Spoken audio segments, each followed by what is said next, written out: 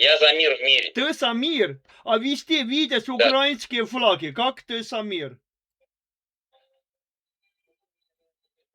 Ну вон желто-голубой же, это же украинский флаг. Где? Ну на заднем фоне его желто-голубой флаг, на нем красный крестик. Так, опять повторяю, ты укрофоб? А почему вы такое сделали вывод? Я не понимаю, почему. За этого, что есть люди увидят.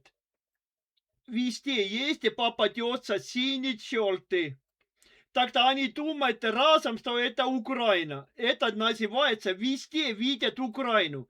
Такую люди называются укрофобы. Если ты не веришь, ты можешь попросить... Это неправильный ты. Вы странный вообще вывод сделали абсолютно. Я просто знаю украинский флаг. Я просто знаю украинский флаг, понимаете? Обости. Если ты из Алисы попросишь, что же такое укрофоб, он тебе объясняет. Да зачем вы пытаетесь мне сейчас навязать мнение, кем я являюсь? Извини, я не пытаюсь ничего, я говорю, как это называется. Смотрите, давайте еще раз отмотаем пленку назад. Я говорю, здравствуйте, о чем вы общаетесь? Вы говорите, какой там флаг? Я говорю, я не знаю, но мне кажется, что это украинский флаг, и на его фоне какой-то красный крестик. Вот и все.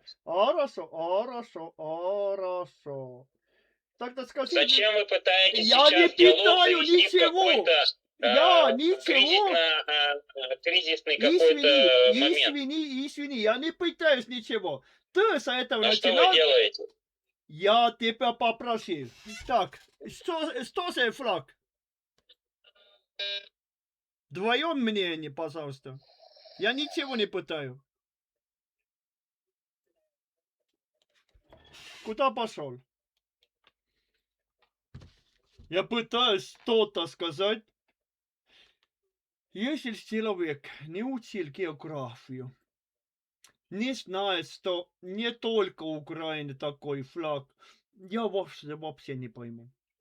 Это что он видит, это светский флаг. Географию люди на Советском Союзе, тем более Россия, не учатся. Только знают, что такое светоотчитание Украина. И все. Если какой-то синий, желтый, тогда разом Украина. Другие страны не существуют, только Украина. География не учат, ничего не делать. Ну, извините. Я вас не пойму. Ой. Я вас не пойму. Вот у меня уже аллерга от этого уже пойдет.